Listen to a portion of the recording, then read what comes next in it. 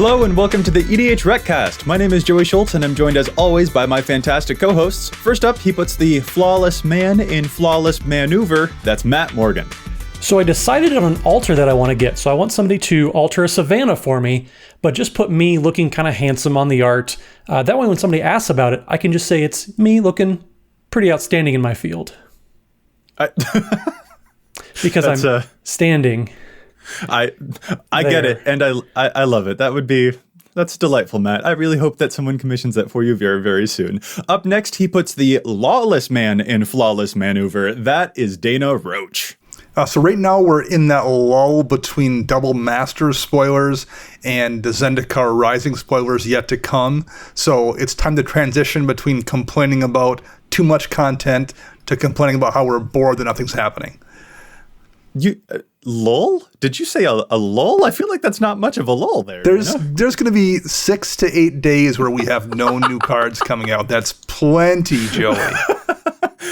Some stuff. It's definitely rapid fire with a lot of products coming out right now. Anyway, I am Joey, and I put the fierce in fierce guardianship. But anyway, this is the EDHRECast. EDHREC is the best deck building resource on the web for the Commander format, compiling data from deck lists all over the internet to provide helpful recommendations for new Commander decks. And here on the podcast, we're going to give all that data a little more context. Fellas, what are we talking about this week? So we're going to talk about the most versatile commanders as far as how many themes can you pack into one given commander.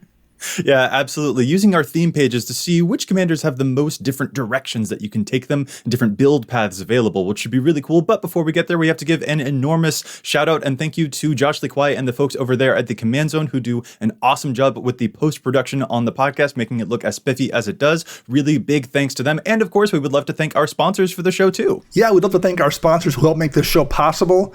Card Kingdom has an amazing buy list and a great collection of singles. If you want to go buy a Leyline of the Void or Rest in Peace or a Soul Guide Lantern, Card Kingdom has it. Dana. We'd also like to thank TCG Player, where you can get any card at any time, any condition. Scavenger Grounds, Bajuka Bog, whatever you need to stop your opponent, they have it in stock. And if you just go to the EDHREC website, you can click on a link to both of those stores and get whichever one of those cards that shut off graveyards you might need. Well, and if you want to join the EDHREC ranks too, maybe you want to write an article about the best grave hate for the format. You can do that now. You can join us. Go to edhrec.com/apply. Pitch your ideas for the best grave hate or the best ways to, board wipe the table or anything like that. Pitch your ideas to us. We're more than happy to hear it. Now you can join the team by going to edhrec.com/apply. You guys are cruel. Using our sponsorship and awesome plugs to torment my graveyard. That's so mean. That's hilarious, but it's really mean. Don't encourage him, Matt. How dare you? It takes all kinds, Joey. Everybody has to play their role. That was amazing. But let's get now to our main topic so that we can stop talking about the graveyard hate. What we want to talk about in this particular episode are, like Matt said, the most versatile commanders. The commanders that have a lot of build paths available to them. And one of the ways that we're going to sort of measure that is by using the theme page option that is available on EDHREC. Before we get to that, though, we might need to explain what the theme pages actually do for EDHREC. Yeah, well, the theme pages, we like to contextualize all the information. What we do here on the podcast is to help you parse through all the information because, we do throw out a lot out there for people. So what we want to do is we want to give context to that. And one way that we do that is by going to the themes page for any given commander. So on any given commander's page, there's a little section underneath it that shows you how many total decks there are. You view it as a commander or a card, but then right underneath that is the themes section where you can see any amount of given themes that a commander is being built around. So if you go to the famous Atraxa Praetor's Voice, for example, you'll notice there's a ton of themes, which means it's a pretty open commander as far as how many different ways can you take it, whether it's Planeswalkers and Super Friends decks or +1/+1 counters or whatever you want to be doing with that. So the reason that we do this is to help people kind of get a feel for what commanders can be built in different directions, because typically there's going to be more than one build path for any given commander. Like we said, Atrax is very famous for this, so we wanted to help kind of parse everything down and filter out some of the noise for what you might be looking when you're trying to consider any given commander. And what the themes specifically measure is if a deck that we've received data for meets a certain threshold, then it will be marked as meeting that particular theme. For example, if there is a high enough percentage of equipment in any given deck that we receive the data for, then it will register as an equipment theme. And like Matt said, you can then click on that theme or go to the actual page itself on EDHREC and use that to find the different commanders that specifically fit within that niche for that commander as opposed to the more general strategy. So that is how we can measure it when the decks actually meet a certain threshold or percentage within the deck for cards that care about that particular type of theme. Basically, we want to ask if there's a correlation between a commander's versatility and its popularity, which is different than what we did in episode 103 and 104, where we discussed the most and the least unique commanders from each color pair, aka the commanders that shared a lot of cards in common with other commanders. Yeah, absolutely. So that'll be our goal for this episode. But real quick, before we actually get to the results that we found when we were looking at the most versatile commanders, we should mention sort of how this will be measured. It's just something that we should probably note because basically, as we go, when we do have really popular commanders, that kind of means that innately we have more abilities to measure them for themes. There are more chances that the decks, that the data that we have there could meet any one of those given themes. So that is why we're interested in measuring the correlation between popularity and versatility there. And another thing, too, to note here is that the way that we're measuring might actually be affecting the results that we get. Our measuring stick here could affect the way that we see the data. If, for example, we have a lot of themes that maybe overlap, for example, a distinction between lands decks and landfall decks, which is a theme distinction that we make, although it is a pretty small one. Some folks might sort of view that as just sort of one umbrella instead of two separate categories. So that is something that we should note here. The number of categories that we have for anything might affect the results that we get, but still, we've constructed these theme pages based on the requests that we've seen from folks and also the things that we most frequently see in the data. So we're hoping that they will still be accurate. And as it turns out, the information was still pretty interesting too. So I think we should probably start taking a look at it. Yeah. So one thing that we probably do need to say before we get into it is that the most versatile commanders that we found typically are going to be 5-color. There's just more access to colors, but that's not really interesting. We want to show people, with a little restriction, what are the most interesting and most versatile decks that you can be playing. So that's what we wanted to do, and we'll break them down by color combination for you guys. Yeah, absolutely. We don't want to spend the entire episode just talking about 5-color decks, which can go in infinite directions. Let's go by color combination instead. So we'll start with mono white, and the most versatile commander in mono white is Elesh Norn, Grand Cenobite, with 7 different themes. And the most common theme here is life gain, which has 18 different decks. I think my guess here, and I'm gonna bet this repeats itself as we go on this list. Elesh Norn is a powerful card that doesn't necessarily demand you do anything specific with it as your commander. It's just always useful. As a result, it makes a pretty good placeholder, kind of. That isn't the right word, but like if you're going to use a commander for some theme that doesn't have something that lends itself to doing that, why not run a really good, strong commander that's always going to be useful? And that's Elesh Norn. Yeah, absolutely. And you mentioned that the most popular theme among all of the mono white commanders was life gain. We had 18 different commanders that registered in the life gain theme. That, I think, is something that I expect to see a lot within mono white, but doesn't seem to necessarily fit Elesh Norn. No, it's kind of going right against it. I mean, you can certainly play some life gain effects in Elesh Norn, and they'll be very powerful because Elesh Norn is pretty good, you might say, at making your army that you've created a little more powerful to gain more life. But Elesh Norn, yeah, it's just a very, very powerful legendary creature, so it's not really surprising that they take Elesh Norn in several different directions. Yeah, absolutely. It is just kind of interesting to see that sometimes the most popular theme for a color won't necessarily be a theme that is always shared by the most versatile commander there. I don't know, just a cool observation. Maybe I should stop making observations before we've actually gotten to all of this data, though. I'm just really excited to see all of the results, guys. But let's actually look at the data first. So sorry for interrupting. Well, it's funny that you're making observations, which is a very blue thing to do. And so let's just go into blue then. The most versatile commander, as far as having the most themes, this also just happens to be the most popular commander in blue, and that is Urza, Lord High Artificer. And for those of you who don't remember, because Urza is just so good, in case you need a refresher, Urza makes that construct token when he comes in the battlefield, but he also has the ability to make all of your artifacts on the battlefield, tap for a blue mana, and then you can pay 5 and exile the top card of your library, and you play that for free. So pretty good commander right there. Just another kind of like Elish Norn, generically powerful, but also fairly versatile. As we find out, there's 8 different themes that we see on Urza. Typically, you're going to see the artifacts as you might have expected, but also there's a lot of storm and combo decks there. People actually apparently play a lot of equipment. They'll play an equipment themed deck because you can tap those equipments for mana with Urza on the battlefield. Seems like a pretty powerful synergy. And then the most common theme that we see in mono blue is going to be wheel decks, as far as using windfall type cards to discard your hand, draw all sorts of more cards. So that's what we see with 15 decks typically coming in with wheels in mono blue. That is not the most popular theme that I expected for mono blue. I really expected that it would be more along the line of artifacts. And I will actually register my surprise that Urza shows up as a... I expected him to be a bit more streamlined, I guess. I thought that, he's really all about the artifacts and the storm, and I don't think of too many other things, but it looks like he's actually the most versatile and not necessarily the most streamlined. Well, if I told you that one of the themes showing up on Urza's page was Eldrazi Tribal, would you believe me? Because you probably should. Believe that. Yeah, that makes sense, actually. Well, and the thing about Urza, I'm surprised to see that as well, that it isn't an artifact commander primarily, but there's a lot of competition in mono blue for commanders that would care about artifacts. So I wonder if that isn't part of it too. People, already had their mono blue or artifact deck with, Arkham Dagson or something, and this just let them build something different in that color without having to repeat a theme. Gotcha.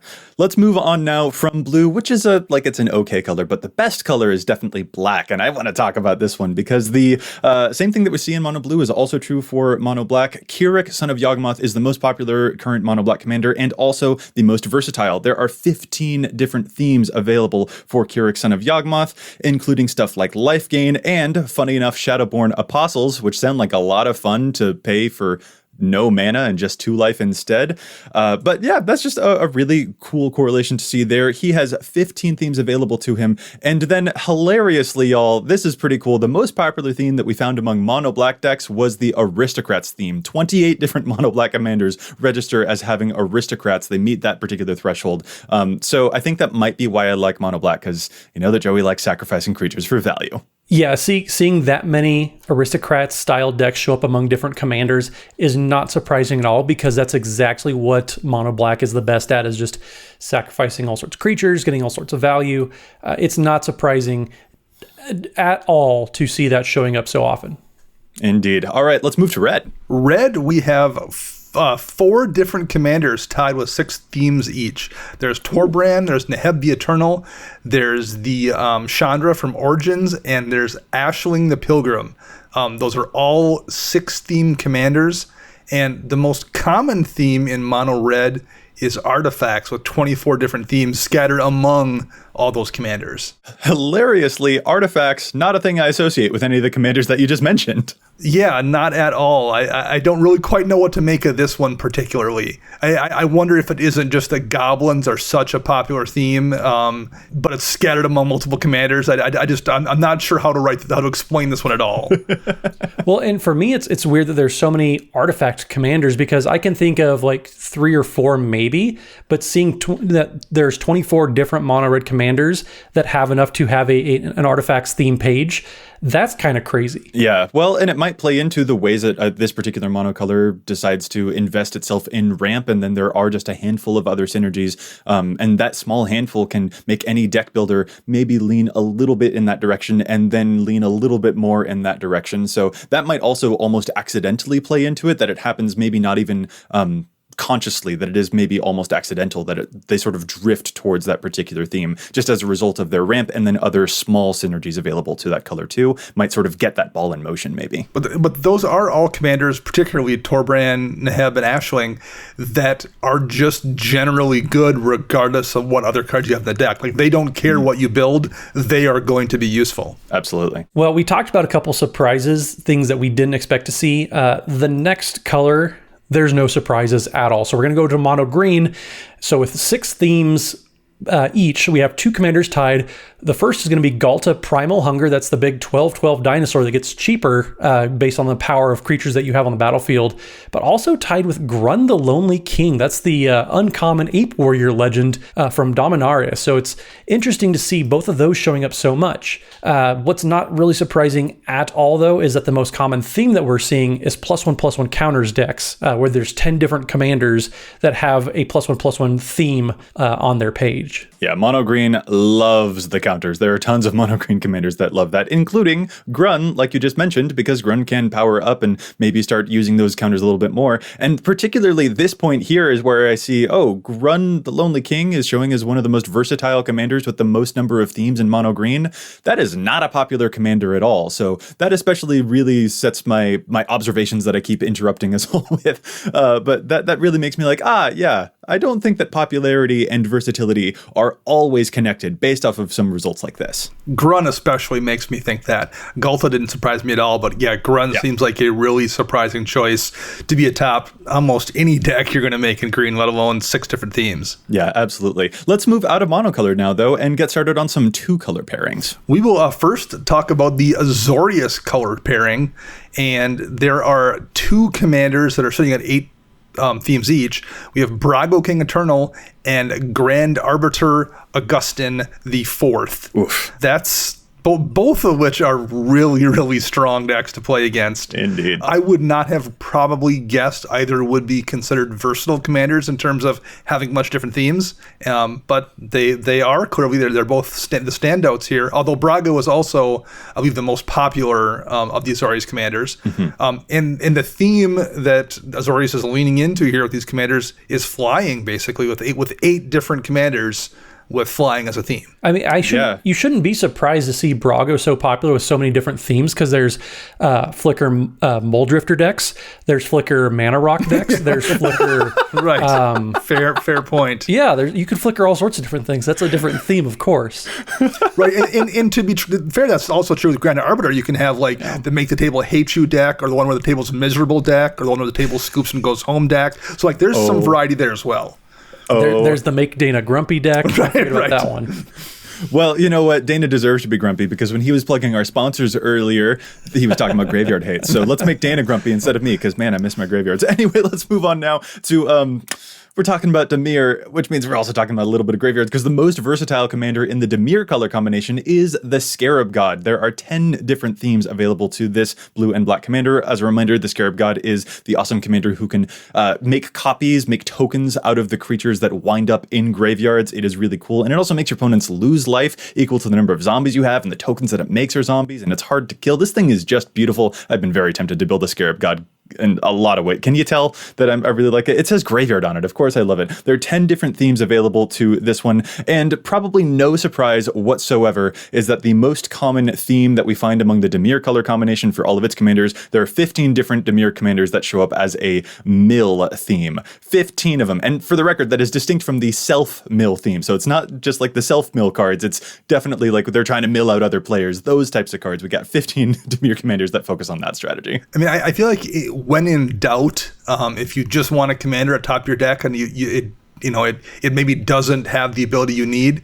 there's way worse things you can do than have your commander be indestructible. That's true. It's not quite indestructible, but it's like it comes back really easy, and it's true. Yeah, it may not be indestructible, but it is very hard to kill. But it's also, like you kind of touched on, Joey, there's zombies, there's tokens, there's all sorts of different things you can do with Scarab God. So seeing 10 different themes, I can imagine that it's not really that surprising. Yeah, and it is distinct from the most common commander, the most popular commander in that color combination is Yuriko, who's a lot more streamlined and really focuses on Ninja Tribal. So that is definitely something to note there. Let's stop lingering on Dimir, though. Let's get on to Rakdos. So the next commander that we have here is interesting because it is still Rakdos and still talking about graveyards. It's Grenzo Dungeon Warden, which is X and Rakdos colors for the Goblin Rogue. He comes in the battlefield with X+1/+1 counters, but what people really care about is how you can pay 2 mana and put the bottom card of your library into the graveyard, and then if it's a creature that's small enough or Grenzo's big enough, you can put it onto the battlefield. So this comes in with actually a decent amount. There's 9 different themes for Grenzo that you're going to see on there. And then the most common theme that we see in Rakdos in general is going to be discarding decks. So making you discard all the cards with painful quandary types of effects. I'm sure they're a lot of fun to play against. So what do you guys think about seeing these two different options? Grenzo feels again like a very streamlined deck to me. Yeah. But can't argue with the data. Right. I would never have guessed that it was Grenzo. Well, and it's interesting because some of those themes that we see, obviously we have Goblin Tribal. There's Aristocrats because you're in black-red, but then you also see Relentless Rats and Rat Colony decks, and then a lot of... that's clever. Yeah, it's actually pretty cool. And then, there's the Sacrifice Matters types of decks too. So there are some actually cool themes going on with Grenzo that I honestly didn't expect to see. Although, again, I would say that Grenzo is probably generally a card that generates value for you, regardless of what your deck is doing. As long as it has creatures, it's going to do something. So it does, make a little bit of sense, I guess, if you think about it. Yeah, but also rats. Very true. Well, up next here, we are going to be taking a look at the Gruul Guild, and Xenagos, God of Revels, is the most diverse commander here with 9 different themes. Xenagos is basically your big stompy commander that makes your big stompy things bigger and stompier. I think that's how you would phrase it, technically speaking, using the rules of Magic. Indestructible. Hey, you can't go wrong. As I said a little bit earlier, this one is actually indestructible. It's a versatile card. Again, if you are playing creatures, which you tend to do in a red-green deck, this is almost always going to be valuable and useful. And the themes here, there's things like extra combat, like Werewolf Tribal, like Infect or Hydras or Dragons. There's just a lot of different stompy things you can do with this commander, and this is one I'm not at all surprised to see atop a bunch of different themes. Yeah, for sure. Most popular theme that we're most frequently seeing for Gruul commanders, we've got 7 different Lands Matters commanders that show up in themes in Gruul. So really diverse color combination, even though we often associate it with just being very, very stompy. So the next up, I know Joey spread some propaganda about playing mono black. I'm going to talk some propaganda about playing Celestia. So the most versatile, diverse, whatever you want to say, commander that we have in Celestia is going to be Selvala Explorer Returned. That's the one with the parlay ability where lots of things happen and there's lots of things going on with this commander. And then unexpectedly, 14 token decks is what we're seeing as far as the most common theme among Celestia commanders. It's interesting to see Selvala on there. There's a lot of different themes that don't do anything overlapping. There's Elf Tribal, there's Group Hug also, Angel Tribal, Enchantress decks also make their way on to Selvala decks. It's actually kind of cool to see so many different things going on there. Yeah, a lot of stuff that you can do with Selvala. Usually I associate her abilities with being a little bit group huggy, but there's definitely a lot of stuff that you can do with a commander who gives you a bunch of mana and also gives you a bunch of life. And I think there's even some combo things that you're able to do with that commander. So definitely watch out for her. Matt, I know that you're talking about propaganda, but I want to move back to not mono black, but at least a black inclusive color combination because I'm going to move into Orzhov now. Orzhov is really great because Azoreous, God of Passage, is our most versatile Orzhov commander. It shows up with 12 different themes available to it. Most famously, the Shadowborn Apostles theme definitely shows up, but there's also a lot of aristocrats and other life gain and some other tribes that you can focus on here. Really cool commander that you can do a whole lot with. And then really fun here too, Orzhov as a color combination. No surprise, the most common theme that we're finding in the Orzhov color combination, there are 19 different commanders that register a life gain theme. Things that black and white are really good at. Yeah, and again, Azoreous, indestructible commander. You could do way worse when you just want something useful to provide you with black and white colors for whatever theme you want to do that doesn't have another obvious choice. There you go. And the same thing is true with our next color pair, the Izzet League. The two commanders here, we have Joyra, Weatherlight Captain, and Keranos, God of Storms, both with 10 different themes. The most prominent theme in Izzet colors is Spellslinger, which you could very easily do with either of those commanders, but they both lend themselves well to a lot of different things. Joyra, who draws you cards when you cast a historic spell. There's artifact decks under Joyra, and Cheerios, and Storm, and Super Friends even. So it's a commander that just lets you build whatever way you want to build it, and it's always going to generate value. Mm-hmm. And the same is very much true of Keranos. He's a big beater who allows you to do damage to people every turn and is tough to remove. Well, and having the Spellslinger theme there, I think Izzet is probably the best color pair for Spellslinger type decks. So seeing that as the most common theme among all commanders, that is totally what we expected to see. Mm-hmm. Yeah, for sure. And then the next one is Golgari, and there's no surprises here. The most popular commander is Marin of Clan Naltoth, and she's also the most versatile. She has 12 different themes available to her. I keep on getting these commanders. I keep on claiming the ones here in our show notes. I keep on talking about the ones that have aristocrats and sacrifice themes available to them.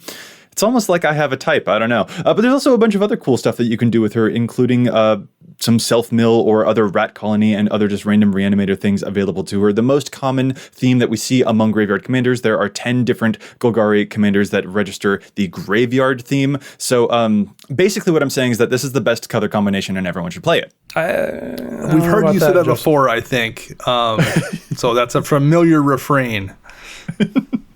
Well, what also will be familiar to Joey is one of the next commanders that we talk about. So we're going to move on to the Boros color pairing. So we have a tie again. So we have two different commanders that are tied with 8 different themes showing up on their page. The first one is going to be his main gal, Feather the Redeemed, which is the flying legendary angel that gets instants and sorceries back that you target your own creatures with. And we also see a lot of Azoreous God of Victory type of different theme decks.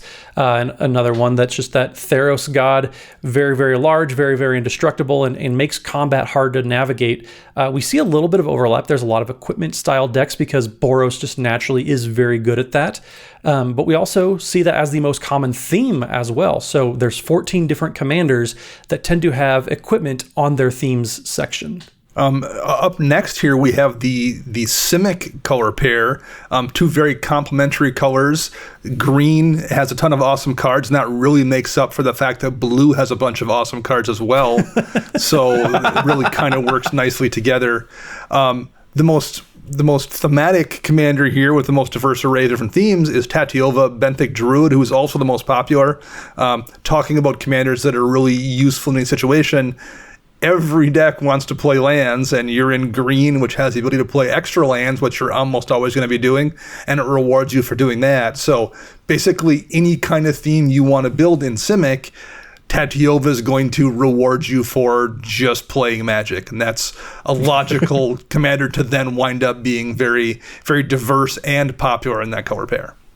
Well, playing lands is really hard, Dana. We need good rewards for that. We need to draw. You can't even respond to them. You can't blow them up with a Bajuka Bog or a Scavenger Ground. That's a very good point.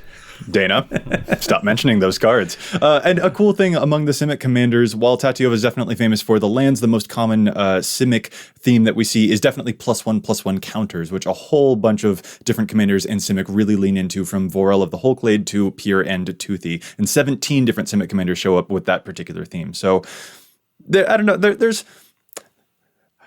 Is Simic versatile? I don't know. I guess it keeps on doing a lot of the a lot of them draw cards and +1 counters, and I don't know. I'm having a fun Simic moment, I guess.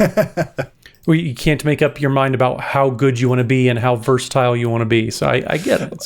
I know. I'm worried about it sounding like, ooh, Simic is too much good stuff, and I'm like, I don't want to sound bitter about that. But I do see Tatyova, and I'm like, that thing's an uncommon, and it does make me scratch my head just a little bit. Anyway, let's move now into a brief break from just talking about all of these. Let's move into some challenging of the stats, because sometimes we don't agree with the data that we see on EDHREC. We think that cards see too little play or see too much play. So what we're going to do is challenge those statistics. Let's get to it. Dana, what is your challenge this week? First up is a card that is not that old, shockingly enough, although it's still pretty old. Snake Cult Initiation. How do you always name cards I've never heard of? Way back in the Time Spiral block. It's not, it's got a modern frame on it. It's an aura for 4 mana, 3 and a black. Enchant creature. Enchanted creature has Poisonous 3. And what Poisonous 3 is basically the poison counter generation. It was a mechanic, a variant on creatures that poison from way back in the day, but before we got Infect. And whenever a creature deals combat damage to a player, the player gets 3 poison counters. It's only in 203 decks right now, and I think the place it should see more play is in an Infect deck where your commander or other cards in the deck don't have Infect. I think if you're running a bunch of, like, all Infect creatures, it probably doesn't do you any good because you're better off just running like a giant growth effect or something. Something where you can do additional damage because Infect will just stack with additional damage. But if you're playing in a deck where your commander doesn't have Infect, like Hepatra, for example, this is a way to also give your commander Infect. And if you have additional cards in the deck that give your commander the actual true Infect, this stacks with Infect. Like, Infect doesn't stack with itself. This can go on to something with Infect as well if you need to. So it should be, I think, in more than 200 decks. There's a lot of Infect themes out there, and a lot that are running non-Infect creatures or have commanders that don't have Infect.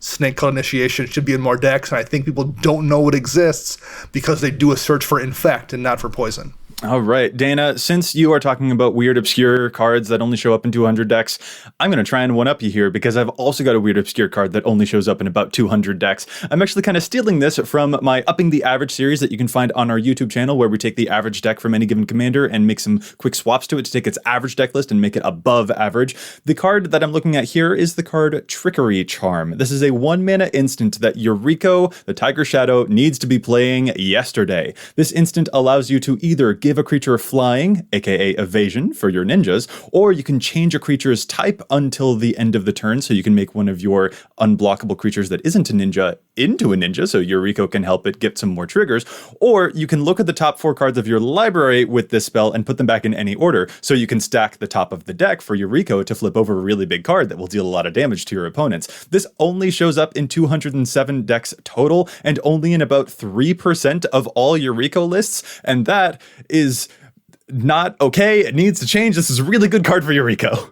Yeah, I mean, being able to do any of those 3 different modes are going to be a good payoff. So yeah, probably worth investing a little bit in. Yeah, how often is it that you see a charm that is this specifically tailored to a specific commander? This one, chef's kiss. Absolutely love it. Matt, how about your challenge? So my challenge, I decided I'm going to humor Dana. I'm going to pick an old obscure card that nobody's ever heard of. It's only being played in about 400 decks. So Custody Battle is the card we're going to talk about today. And I like it specifically. There's 192,000 decks playing red. Only 400 of them are playing this card. But I just want to talk specifically about land destruction type decks.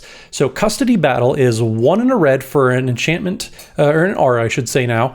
And it says, enchanted creature has at the beginning of your upkeep, target opponent gains control of this creature unless you sacrifice a land. So if you're playing one of those real grindy style decks, you're trying to manage all the resources everybody else has, and they may not necessarily always have lands to play, this is a good way to either steal a creature or just get a creature away from an opponent. It's kind of hard to attack with a Blightsteel if somebody else has that Blightsteel. So it's a pretty interesting card. I don't like it in every deck. I'm not saying this should be widespread, but if you're playing land destruction specifically, you can blow up lands, play this, and then they're not going to have a chance to play a land before then, so you can just make sure they get rid of their best creature. It's interesting, and I like its prospects, especially for something that's, a quarter and back from Onslaught days. Custody Battle is also what we call it when Dana is flipping back and forth between this podcast and his other podcast, CMDR Central. It is my favorite Custody Battle, fighting with Commander or CMDR Max over Dana, who gets him on weekends. It is pretty fun. Yeah, that's the real challenge right there. That's the real challenge. I'm just trying to picture Joey and Matt building like me an IKEA bunk bed so I have some place to stay. All right, let's get back into our main topic, taking a look again at the numbers for the most diverse commanders. We talked about some 2-color and some monocolor commanders, but let's get now into some 3-color combinations. We won't be discussing the 4-color combinations because partner data kind of mucks with this particular report that we're drawing, and it's just like Atraxa is going to win, and we all know it. So let's move now to the 3-color commanders. What do we got with the diverse commanders that we're seeing here?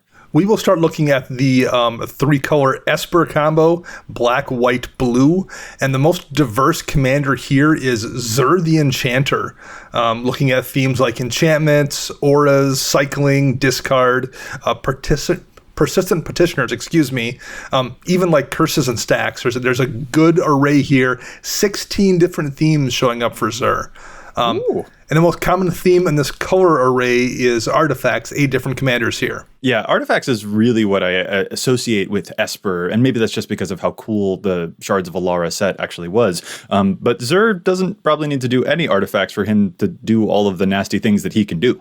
I mean, no matter what your deck is doing, being able to go grab Necropotence or something out of your library every time you cast your commander is just always going to be good. So, very useful. Yeah, very useful indeed.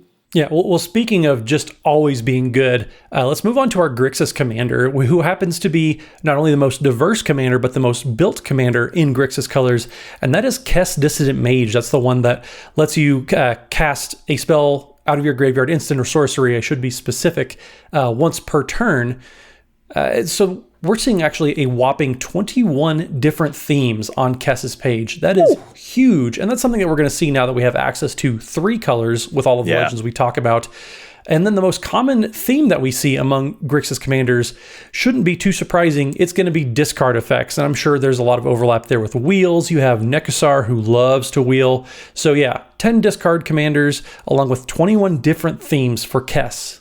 Yeah, and that's actually something that even Kess herself might be able to play into, because if you've made everyone discard their hands and then you can play spells out of your graveyard, that is a way of getting taking advantage of the parity that the discard effects might have. So even spell slingery type of commanders can still take advantage of the most popular Grixis theme. That's pretty mean. Maybe I'll build a Kess deck. No, I shouldn't. I'm going to move on now to Jund. We are talking about the most diverse Jund commander is Korvold, the Fey Cursed King. There are 11 different themes that Korvold has available to him. And obviously, the most common one is going to be a very dedicated sacrifice theme. But there's also a lot of folks who play him as a lands or a goblin tribal commander, which I think is pretty interesting. Sacrifice is, by the way, the most common theme that we see for Jund different commanders. There are 9 different Jund commanders that have sacrifice as one of their main themes there too. So Korvold, Jund, Sacrifice, all stuff that Joey likes and all stuff that Jund players likes, and Korvold just wants to eat everyone, and it's all copacetic. Yeah, I mean, there's nothing really surprising to see Korvold atop a whole bunch of different decks, just given how powerful the card is, that this one definitely isn't at all surprising. Yeah, there's almost like maybe we should have it's not necessarily always about popularity, but sometimes it is just about power of a thing might also be something that affects a commander's diversity for sure. Absolutely. Jumping over to the Nania colors here, we have 2 commanders, once again, tied with 11 themes each. Marisi, Breaker of the Coil, and Samut. We're looking at... Marisi's a little surprising, although I guess when you really think about it and look at the card, it really shouldn't be. It is a cat, so we have cat tribal here. It does force combat, so you have force combat as a theme. There's a lot of equipment stuff in cats as well. So Marisi, once I actually saw that number and looked at it, it really wasn't that surprising. And then Samut just is keyword soup, and generally a strong aggressive commander anyway. There's just a lot of themes for Marisi, and Samut just is going to work well no matter what you do. Well, and seeing too that the most common theme that we see among different Naya commanders is tokens, since we saw that at the head of all the Celestia commanders, those colors just naturally are very, very good at producing tokens. So I think we kind of expected to see that there. One thing that we're going to move on to, and also is probably, let's be honest, probably a good token commander too, is Chulane. That is the most versatile commander of all the Bant commanders, and pretty much everything that we said about Korvold, you can apply to Chulane, because whenever you put draw a card as part of a payoff, it's just going to get a lot of play. It's one of the most popular commanders of all time, very close behind Arcades as far as most popular Bant commander in general. But we tend to see a lot of Enchantress decks, and that is going to be 11 different commanders that we see have enchantment-themed decks on their pages. And yeah, it's interesting to see that, because I would have expected something, +1/+1 counters is very, very popular in Simic and with Celestia decks. What do you guys think about these numbers that we're seeing here? Enchantments, I feel like they're the particular Commander 2018 product with Tuvasa and with the other Enchantress commanders available there. That really, I think, helped out numbers. I think folks have been really hungry for Bant Chantress to sort of become a thing for a while. What I am really surprised by is that Chulane has 23 different themes on that page, whereas the most popular Bant commander, Arcades, only has 3. That is a really, really big distinction in my head. We have said multiple times that almost any deck you run in Bant is going to be better with Chulane as your commander. And the 23 themes seem to kind of prove that out. Yeah, it's true, though. I mean, you see so many different diverse themes. It's not just that, everybody's doing one thing, but you see tribal decks, you see Storm, you see Hate Bears, you see all sorts of different stuff going on. It's actually kind of cool. There's even enchantments and auras that are getting played in Chulane decks. So it's true, like we can rag on Chulane, but it also at the same time, it's just a very, very powerful commander. Mm-hmm. Absolutely. Yeah, for sure. Let's move now to Obzan. Obzan, here we have the black, white, green color triome. I guess that's the land, but that's what I'm going to go with here anyway. Carador Ghost Chieftain is the most diverse commander here with 17 different themes. Things like Sacrifice or Aristocrats, the obvious Graveyard Synergy, or even some Spirit Tribal. This is one that I actually probably would have guessed, in part because I've seen in real life play a whole bunch of weird different Carador decks for whatever reason. I've seen all the ones I mentioned. I've seen Carador Enchantress. It's just a commander that for whatever reason people want to build as their commander atop a theme that nothing else in the color group does. And not only do our numbers show that out, my personal experiences just show me there's a whole bunch of weird Carador decks out there. Bringing stuff back from the graveyard is really good. I keep saying it. I'm becoming a broken record on this episode. I'm sorry, but it's really, really good. And there's a lot of stuff that you can do with it, and it's really, really fun. I find it kind of interesting that the most common theme that we see among the Obzan commanders is actually pod. We have a birthing pod theme, and that is something that we see a lot. There are 7 different Obzan commanders that show up with the birthing pod theme that makes it the most common Obzan theme. And I'm just like, oh, that's kind of a strange thing. But also, the birthing pod is a lot of fun. There's so much you can do by sacrificing your creature. So once again, I've become a broken record, and I'm sorry. Well, that's fine. We'll just move on then. We'll move on to actually 2 commanders that I both have had a deck at any given time. So we're going to move into Jeskai, and we're actually tied between these 2 commanders that have 19 themes each, which is actually pretty impressive seeing 2 commanders in the same colors with so many different themes. But the first one is going to be Kaikar Wind's Fury, which is the one in Jeskai colors for the flying burb wizard that makes a lot of spirit tokens whenever you cast non-creature spells. And then there's Narset Enlightened Master, which is 3 in Jeskai to cheat out all the non-creature spells. So it seems for some reason Jeskai people like casting non-creature spells but getting creatures for them. I did not expect to see Narset here. Like, she can cast any non-creature spells, so I should have, in retrospect, probably expected that, but I associate Narset so extremely with the extra turns style deck that can become very lethal very, very quickly that this really took me by surprise. Well, and also included in Kaikar and Narset's is the most popular theme that we see in Jeskai decks. That is going to be wheel effects and wheel decks. Both of them tend to play it because it's just going to get you more non-creature spells into your hand to cast, or if you're Narset, you're just casting them for free, and then you're playing all sorts of Planeswalker decks. You can be playing Monk Tribal, we see showing up actually, but then there's also the typical, like you said, extra turns, extra combats, extra things, extra spells, extra, all the extra stuff. So extra. I'm just so surprised to see a lot of versatility, a lot of themes for commanders that don't bring stuff out of the graveyard. I really can't understand it, but good for them. Absolutely good for them. Speaking of bringing stuff out of the graveyard, man, I really claimed a lot of these in the show notes. I almost want to apologize for it, but now we're talking about the number 1 commander of all time, Muldrotha the Gravetide. She is so crazy. She can cast spells out of your graveyard, and that gives her the ability to have 31 different themes available on EDHREC. If you want to take her down a +1 counters route, or a self-mill specific route, or you would like to have a Gyruda companion, or you're specifically looking for zombies, there are tons of different builds for Muldrotha. She's actually the 5th place theme commander, the 5th place commander that has the most themes available to her out of all of the commanders on the site. And that's really cool. Graveyards, it's great. Here's something that isn't quite so graveyard though. The most popular theme for Sultai decks is not actually graveyard related. The most popular theme with 8 different Sultai commanders having this theme is Infect, which also probably seems obvious, but I really expected graveyards to be the main pushing strategy for Sultai. So this was a cool thing to see that Sultai is also very good at the infection stuff. All the more reason to find room for Snake Cult Initiation. Well done. So next we'll go over to the Mardu colors. Queen Marchesa is 23 different themes. So that's a pretty big number, and it's not the most popular commander. That's Edgar Markov, but it's one that is very robust in how many different decks can be built using that as a commander.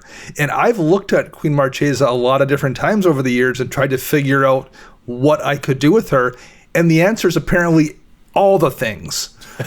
Looking at the list for, looking at things like Stacks or Sunforger or Monarch as a theme, or even Human or Knight Tribal, there's just a dizzying array of different themes people have gone with for Queen Marchesa, which makes sense. It's a really interesting card while remaining open-ended that never pointed me in any one direction, but it apparently pointed a lot of people in a lot of different directions.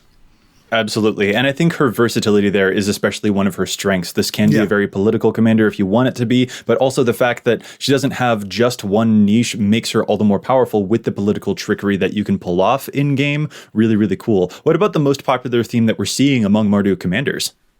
Most popular theme is life gain. And, similar to Mono White and going into Orzhov, those color combinations just like life gain, so it's not really surprising at all to see it here in Mardu as well. Absolutely.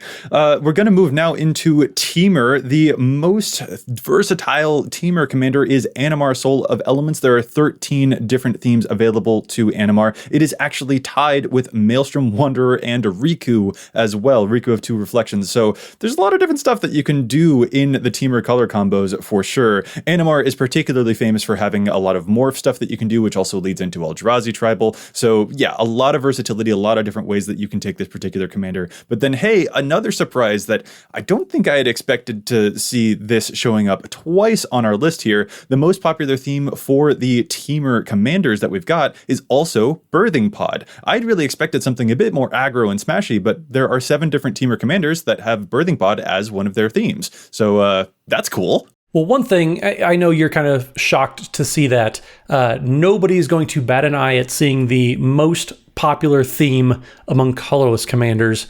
Ooh, in case I have to tell you, it's artifacts, because I don't know how many other card types you can play other than artifacts and colorless. But we're also seeing Traxos, Scourge of Krug, which is that kind of a historic tribal, I guess, whatever you want to say, type of big old construct, 4 mana for a big 7/7.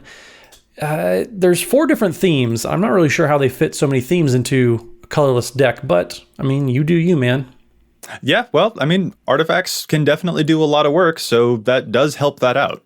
It's true. Well, since you just talked about colorless, I will take the 5 color here. 5 color is where we see a huge explosion. We've talked about a lot of commanders that have like 20 themes sometimes, but usually it's like maybe, they've got like 10 themes on their page. The most versatile commander, not just in 5 colors, but of all of the commanders available to us, is Morophon the Boundless. It's right there in the name. Morophon has 53 different themes that are showing up on that page. It is a lot of different tribal. You've got Angel Tribal, you've got Human Tribal, but you've also got a bunch of other non-tribal stuff too, including +1 counters and landfall type of strategies. There's a whole bunch that you can do with this commander. Well, and all those different themes that you just named off, that's only coming from one deck that we saw. That's not even counting all the other decks. There's plenty of them out there. That's exactly it. You can stuff all of those into the same Morophon deck if you want to. Absolutely. And while we're talking about 5 color decks, we can also mention 5 color clearly was the most versatile color combination of all of them. And the top most versatile commanders of all of the ones that we have discussed,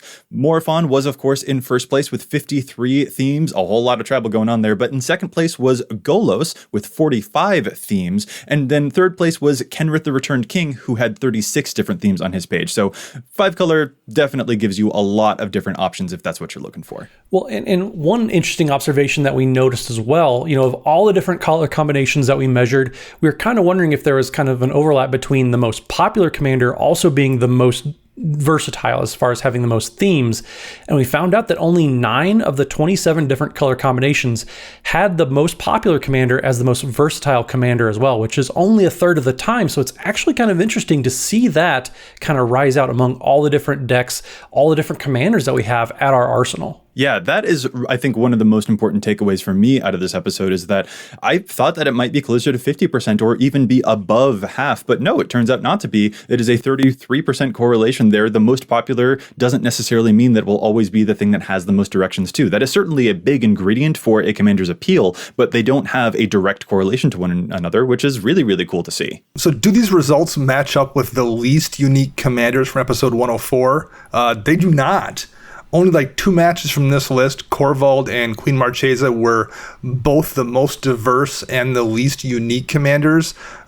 So diverse commanders don't necessarily share a lot of cards in common with other commanders of their same color combination. Yeah, which is a really cool thing to see there as well. And actually, here's a fun plot twist, a fun plot twist. I expected personally that Atraxa might be like in the top 10 most diverse commanders of all time because you can do the proliferating with the planeswalkers or the +1 counters or the infect. I just associate Atraxa in my head with being like the most diverse commander. And it turns out she was like number 14. She wasn't even in the top 10. And in fact, she's not even the most diverse 4-color commander. That title goes to Saskia, the unyielding, the double damage E sort of commander who has 27 different themes as opposed to Atraxa's 21. So a lot of surprises here, definitely in this episode. And ultimately, I just think it's really cool to sort of note that the commanders with the greatest versatility are certainly commanders that have a lot of appeal, but the most popular commanders are not the most diverse. That is a correlation, but not the end-all be-all. And that's just a really cool observation to take away from